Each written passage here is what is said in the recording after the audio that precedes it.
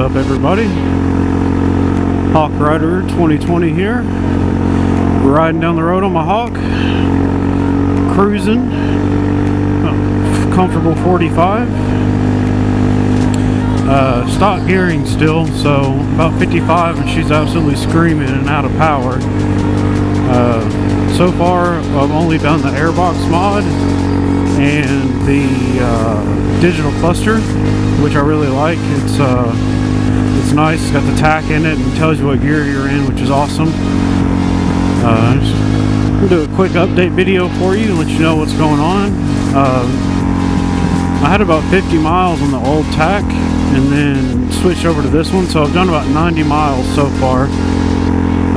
Got a bunch of mods planned for it. I'm going to be doing 17 tooth front and 45 tooth rear sprocket. Got my rear sprocket in already, just waiting on my front sprocket to show up. Also going to be doing a Mikuni carb upgrade with a 115 jet. Everybody on the forum seems torn. Some say 110, some say 120, so I figure forget it. Split the difference. Do it 115 and see how that treats me. I'm supposed to be here in a couple of days, so hopefully I can get that video done over the weekend or maybe the following weekend. Get that swapped out and show you guys what's going on and see how that does. Do like a before and after kind of video for you. Let's see what else. Oh, got some new tires on the way. So I'm going to be swapping over to some Supermoto tires. I think it's Shinko 705s.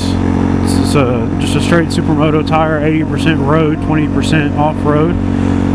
Got good reviews. They're pretty cheap. You can get a set of them shipped to your door for like 150 bucks, which is not too bad.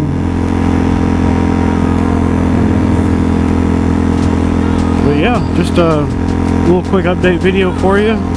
Hope you enjoyed the time lapse. I know it's kind of weird, just a static shot like that, but it's what I had to work with, so it's what I uploaded.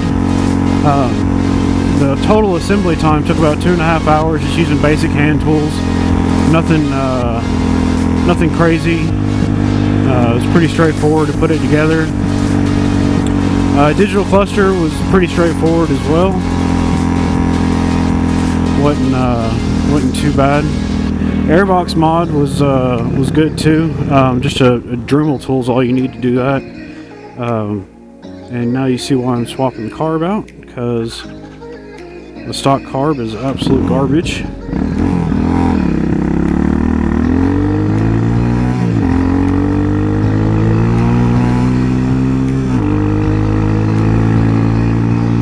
I have already adjusted the idle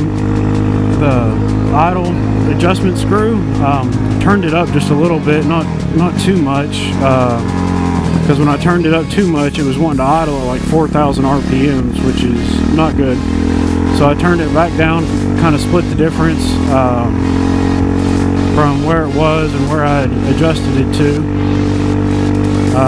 And it does okay once it gets warmed up. I just started riding, so I don't know if the engine's fully warmed up yet or not. I don't know if you can hear the exhaust kind of spitting and sputtering. That's what happens when you get over about 2/3 throttle. Everybody says the 98 jet that's in the carb is way too small, so the bike's running really lean. So the new carb ought to fix that. So we're just going to go for a nice cruise here on some back roads, and we'll see you guys later on.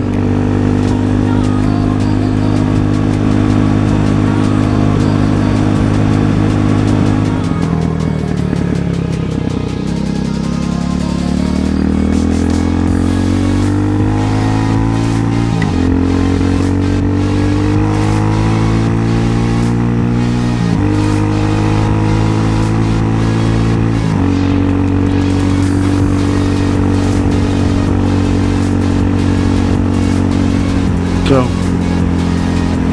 all in all, not a bad little bike, especially for the price. I got this one for 1,400 bucks shipped to my front door.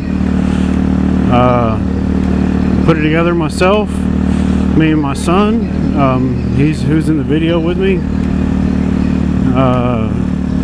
All in all, good little bike. I wouldn't want to take it on the interstate or any high-speed roads, but cruising the back roads and just being able to be on two wheels and clear your head and enjoy a ride, I mean, can't beat it, honestly. I'm really looking forward to changing the carb and the gearing and the tires to see what that's going to do. So with the other mods that I got going on, I also ordered an exhaust. I'm looking at I don't know, I guess about $1,600 bucks, $1,700, something like that, all in.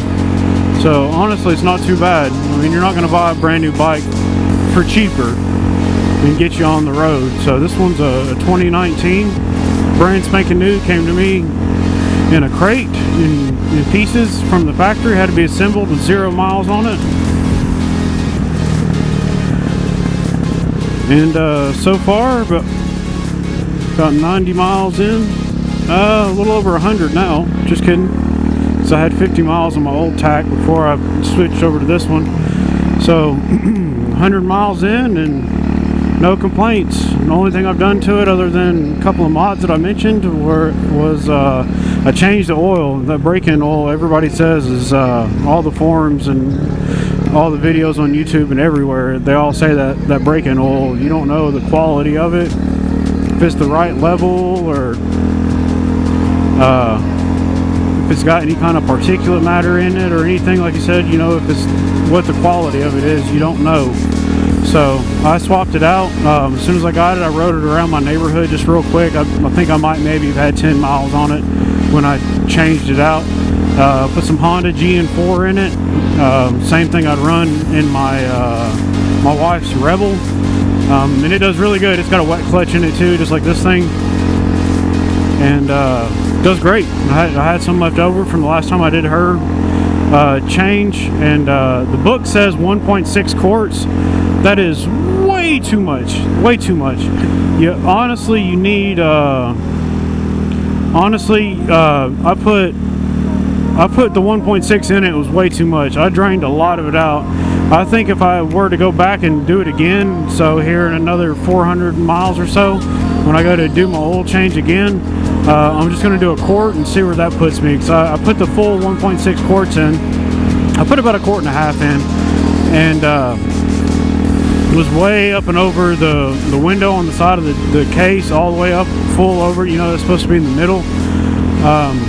Pulled the dipstick and it was way up past the full range, so I wound up having to pull the drain plug back out, which is a pain if you don't have a socket. I didn't have the right size socket to fit it, so I had to use a pair of vice grips. It was a real pain to do. I had to wind up pulling the little drain plug back out and spring and everything, and letting a little bit of oil drain out of it, doing it that way. So I think when I go to do it again, I'm just going to do just a quart and see what that does, see where that sits.